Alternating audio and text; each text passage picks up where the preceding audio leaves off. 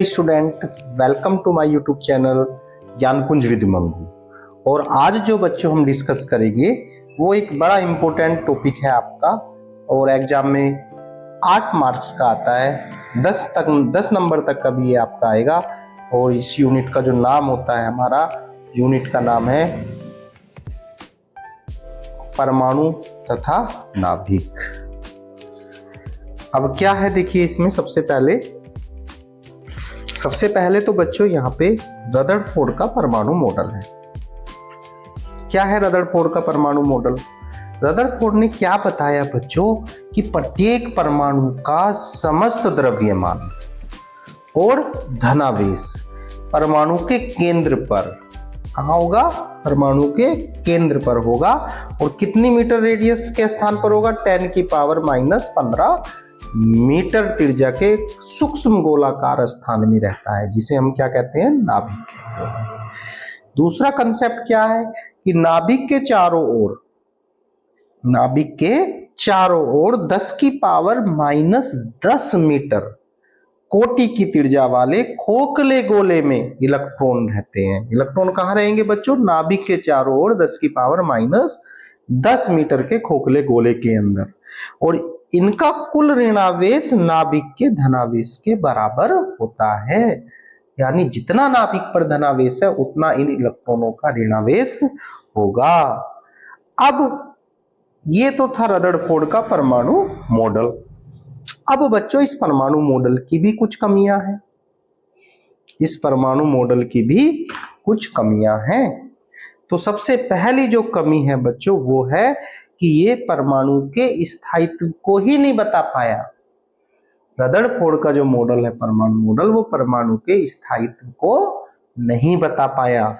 और दूसरा, रेखीय स्पेक्ट्रम की व्याख्या को भी अच्छे से नहीं कर पाया।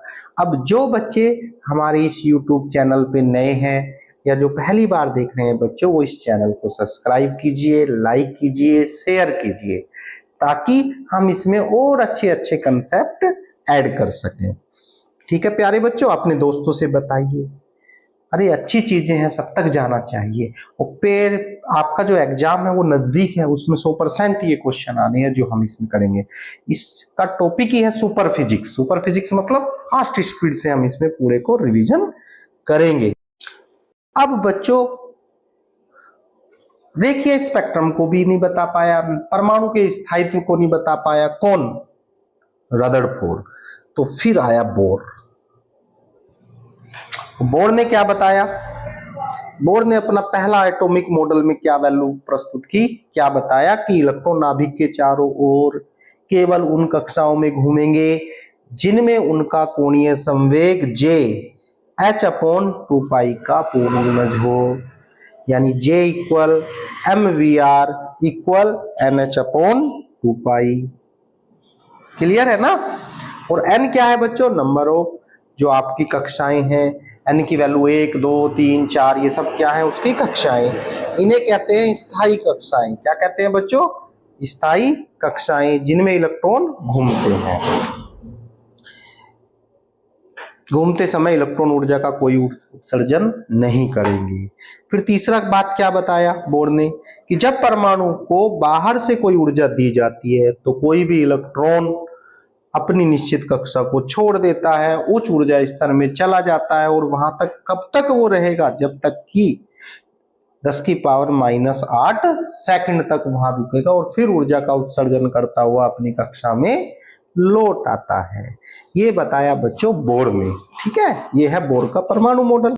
और वापस लौट आएगा, और लौट आने के बाद वो विद्युत चुंबकीय तरंगों के रूप में ऊर्जा का उत्सर्जन करेगा। मान लो वो उच्च ऊर्जा स्तर में चला गया तो वहां से ऊर्जा को छोड़ता हुआ आएगा, और किनके रूप में? विद्युत चुंबकीय तरंगों के रूप में ऊर्जा का वो उत्सर्जित करेगा। अब मान लीजिए बच्चों, जो हमारा इलेक्ट्रॉन है वो उच्च कक्षा में E2 में था, और E2 से वो E1 में आ गया। किस में आ गया? E1 में आ गया। तो वही आवृत्ति जो होगी वो होगी E2 - E1/ν h, या आप कह सकते हो hν = E2 - E1। क्लियर बात है? चलिए, ये तो बोर ने अपना परमाणु मॉडल दिया। अब हाइड्रोजन के संदर्भ में परमाणुओं का बोर मॉडल का सिद्धांत क्या है, उसकी कुछ कंसेप्ट जो बोर ने दिए वो हम यहाँ देखेंगे। पहला कंसेप्ट है बच्चों स्थायी कक्षाओं की त्रिज्या। तो स्थायी कक्षाओं की त्रिज्या Rn जो होती है हमारी, वो होती है epsilon not h square upon pi m z e square n square.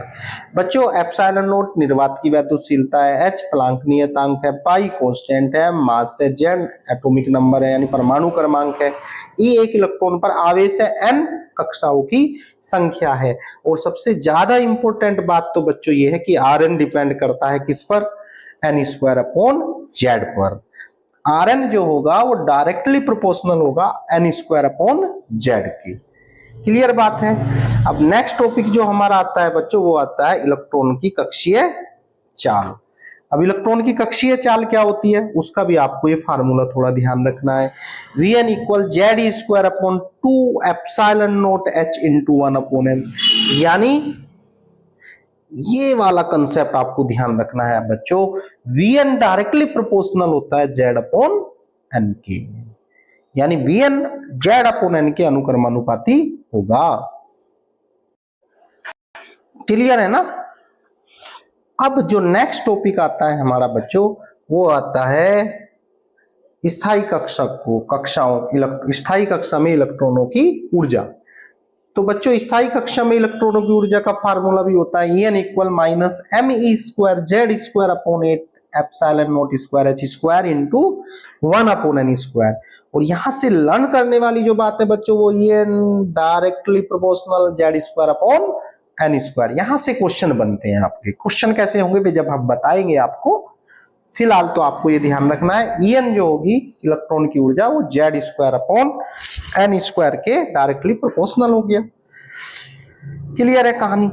अगला टॉपिक जो हमारा आता है बच्चों वो आता है हाइड्रोजन परमाणु में nv कक्षा के इलेक्ट्रॉनों की ऊर्जा कैसे निकलेगी। तो उसका फार्मूला बच्चों बहुत बार पढ़ा है, En equal minus RHC upon n square. बच्चों RHC की जो वैल्यू होती है डियर स्टूडेंट्स वो होती है 13.6 इलेक्ट्रॉन वोल्ट, और R जो यहाँ पे है वो रिडबर्ग नियतांक है, इसकी वैल्यू फिक्स होती है।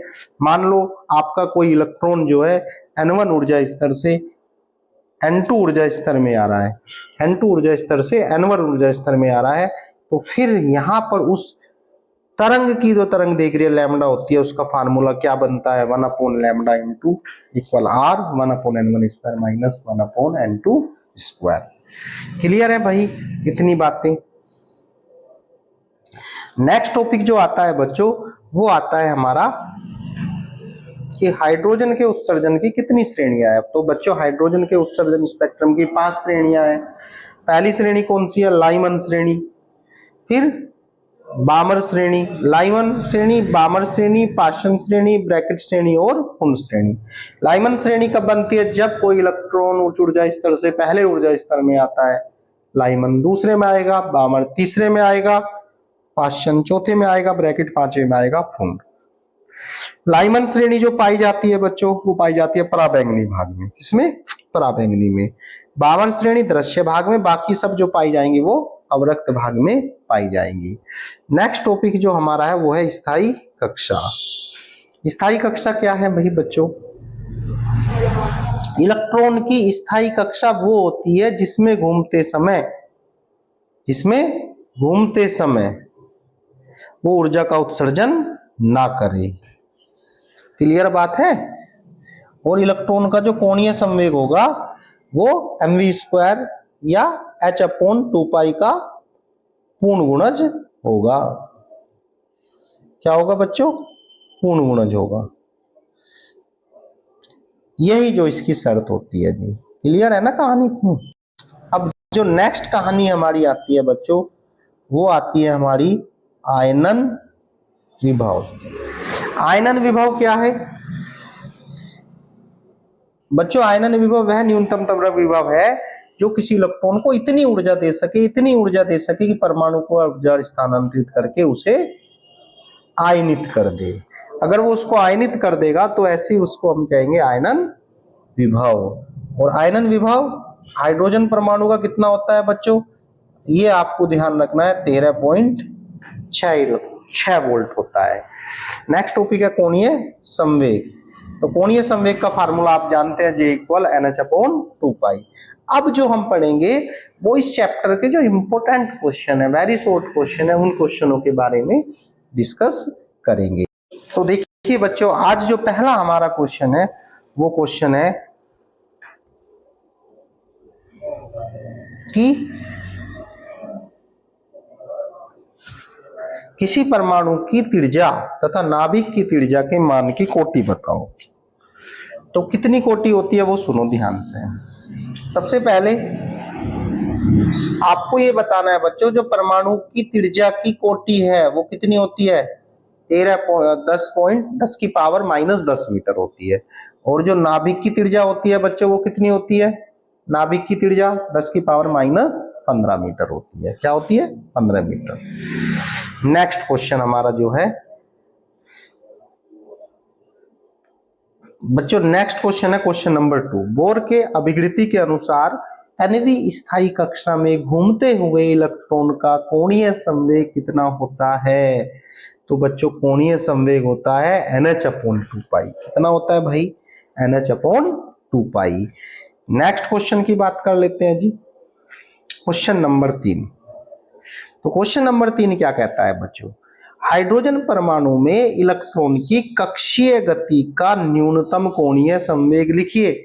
तो भैया क्या है, अभी लिखवाया था NH/2 पाई, 2023 में ये क्वेश्चन पूछा गया हमारा। नेक्स्ट क्वेश्चन है, हाइड्रोजन परमाणु की nवीं कक्षा और पहली बोहर कक्षा की त्रिज्याओं में क्या अंतर है। तो बच्चों क्या संबंध है, तो क्या संबंध होता है, Rn इक्वल n²r1। और 2017 में ये क्वेश्चन पूछा गया, तो ये आप लर्न कर लोगे, Rn इक्वल n² × r1 हमारा जो है। अब जो बच्चों हमारा नेक्स्ट क्वेश्चन है वो है हाइड्रोजन, ये तो हो गया था। नेक्स्ट क्वेश्चन है हमारा, रिडबर्ग नियतांक का मान कितना होता है। ये बच्चों बड़ा इंपॉर्टेंट क्वेश्चन है, सबको याद रखना, 2011 में आया। रिडबर्ग नियतांक का मान होता है 1.097 10⁻7 प्रति मीटर। 1.097 10⁻7 प्रति मीटर। नेक्स्ट क्वेश्चन, हाइड्रोजन परमाणु की स्पेक्ट्रम श्रेणियों के नाम लिखिए। अरे अभी लिखाया गया है भाई, अभी लिखाया है, लाइमन, बामर, पाशन, ब्रैकेट, कुंड। कितनी श्रेणी होती है भाई, कितनी श्रेणी होती है, 5 श्रेणी होती है, लाइमन, बामर, ब्रैकेट, कुंड और पाशन, ठीक है ना। नेक्स्ट टॉपिक, हाइड्रोजन परमाणु की लाइमन श्रेणी और बामर श्रेणी किस भाग में पाई जाती हैं। अरे भाई लाइमन जो पाई जाएगी वो कौन से में पाई जाएगी, पराबैंगनी भाग में। और बामर जो पाई जाएगी वो कौन से भाग में पाई जाएगी, दृश्य भाग में पाई जाएगी। नेक्स्ट क्वेश्चन है, हाइड्रोजन स्पेक्ट्रम में पाश्चन श्रेणियों की रेखाएं किस क्षेत्र में। अरे पाश्चन हो कोई भी हो, लाइमन और बामर को छोड़ के सब की सब किस में पाई जाएंगी, अवरक्त भाग में पाई जाएंगी। किस में पाई जाएंगी जी, अवरक्त भाग में। नेक्स्ट क्वेश्चन है हमारा कि हाइड्रोजन के स्पेक्ट्रम में कौन सी श्रेणी पराबैंगनी भाग में पाएगी। अरे कौन सी पाई जाएगी, लाइमन श्रेणी पाई जाएगी। कौन सी श्रेणी, लाइमन श्रेणी हमारी पाई जाएगी। कौन से भाग में बच्चों,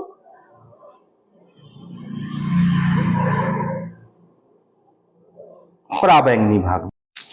तो अब जो हमारा नेक्स्ट क्वेश्चन है बच्चों वो है, हाइड्रोजन परमाणु की nवीं स्थायी कक्षा में इलेक्ट्रॉन की ऊर्जा का सूत्र क्या है। तो ऊर्जा का सूत्र होता है nv में भाई -13.6/n² इलेक्ट्रॉन वोल्ट। 2020 में क्वेश्चन पूछा गया। अरे इजी क्वेश्चन है भाई, बिल्कुल इजी क्वेश्चन है, सब कर सकते हैं अच्छे से।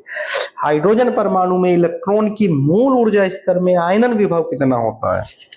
तो कितना आयनन विभव होता है, 13.6 वोल्ट। नेक्स्ट क्वेश्चन देखिए भाई, आयनन ऊर्जा को परिभाषित कीजिए।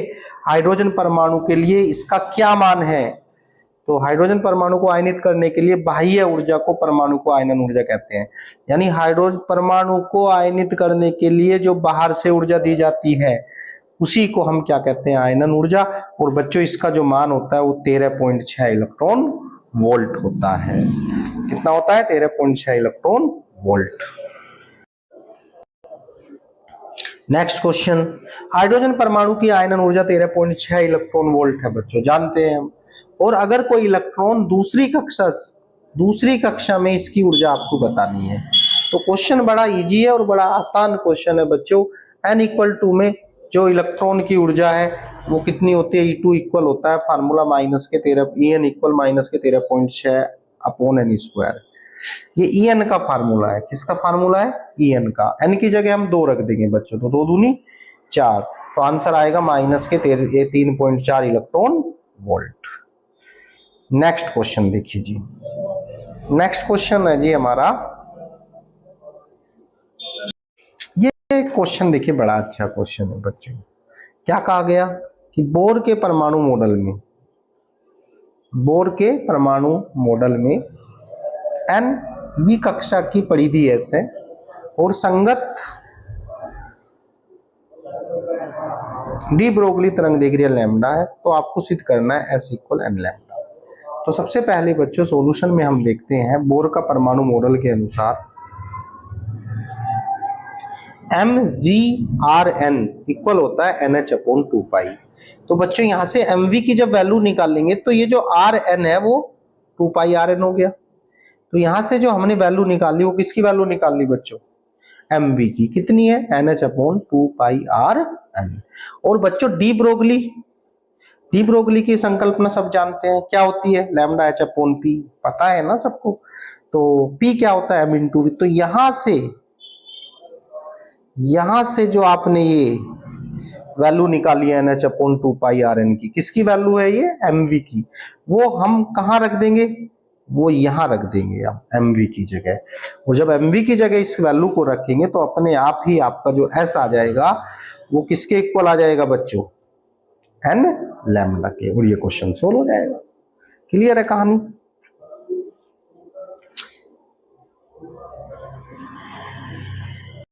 नेक्स्ट क्वेश्चन देखो भाई।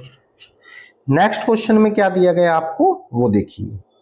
नेक्स्ट क्वेश्चन है कि किसी उत्तेजित हाइड्रोजन परमाणु के इलेक्ट्रॉन की ऊर्जा -3.6 इलेक्ट्रॉन वोल्ट है, कोणीय संवेग बताना है। क्वेश्चन 2012 में आया, 20 में आया और 25 में आया। तो बच्चों बड़ा इजी क्वेश्चन है। सबसे पहले तो आप ये बताओ, En का फार्मूला आप जानते हैं, -13.6 अपॉन n²। En की वैल्यू उसने दे रखी है आपको। कितनी है En की वैल्यू? देखो En की वैल्यू दे रखी 3.4 माइनस का, तो रख दिया। यहां से n की वैल्यू हमें चाहिए, n को इधर ले जाएंगे हम यहां से, तो यहां से n की वैल्यू देखो ये आ गया। और यहाँ 13.6 को 3.4 से डिवाइड कर देंगे तो n की वैल्यू कितनी आ गई हमारी? 2 आ गया। अब हमें क्या निकालना? कोणीय संवेग J = NH/2π। n की वैल्यू हमें पता है, h की वैल्यू हमें पता है भाई, पाई की वैल्यू हमें पता है, कितनी है? 3.14। तो फाइनल आंसर हमारा क्या बनेगा? 2.10 10⁻⁻34। अब देखिए बड़ा इंपॉर्टेंट क्वेश्चन है, क्वेश्चन नंबर 16। क्या कहा गया? हाइड्रोजन परमाणु की प्रथम कक्षा के इलेक्ट्रॉनों की ऊर्जा -13.6 इलेक्ट्रॉन वोल्ट है, पता है। तीसरे की बतानी है भाई। अरे E1 आपको दिया है, E3 आपको निकालना है भाई। E हमें पता है किसके डायरेक्टली प्रोपोर्शनल होता है भाई? E directly proportional, inversely proportional होता है 1/n² के। यानी इससे ये पता लगा बच्चों कि अगर E1 बटे E2 हमें निकालना है तो होगा n2 का स्क्वायर अपॉन n1 का स्क्वायर। क्लियर है ना? तो अब हमें क्या करना है जी?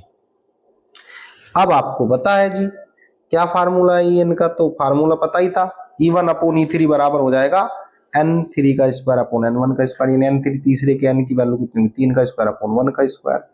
और यहां से E3 की वैल्यू हमारी ये आ जाएगी भाई। अरे आ गया ना? और यहां आपका मान आया -1.51। क्लियर बात है? अब लास्ट जो क्वेश्चन है बच्चों हमारा 17 है। 17 क्वेश्चन में क्या कहा गया? वो कह रहे हैं कि भाई किसी प्रकाश किरण की तरंग दैर्घ्य 5000 एंगस्ट्रॉम है, तो तरंग संख्या क्या है? बच्चों तरंग संख्या जो होती है वो ये न्यू को काट दो बस आप। तरंग संख्या जो होगी 1/λ होगी। लैम्डा की जगह क्या कर देंगे भाई? लैम्डा की वैल्यू रख देंगे और फिर यंगस्ट्रॉन्ग का मतलब कितना होता है 10 की पावर -10, और सोल्व करके हमारा आंसर कितना बना 2 गुना 10 की पावर 6। नेक्स्ट क्वेश्चन 18 आया हमारा। 18 क्वेश्चन क्या कह रहा है कि एक एंगस्ट्रॉम तरंग दैर्ध्य वाली एक्स किरण की आवृत्ति क्या होगी। तो बच्चों जो आवृत्ति का फार्मूला होता है वो आपको पता है, nu equal c upon lambda. तो अब आप क्या करोगे, सी की जगह सी का मान 3 गुना 10 की पावर 8, लैम्डा की जगह लैम्डा का मान 1 गुना 10 की पावर -10, और फाइनल इसको सोल्व करके जो हमारा आंसर आएगा वो ये आ जाएगा।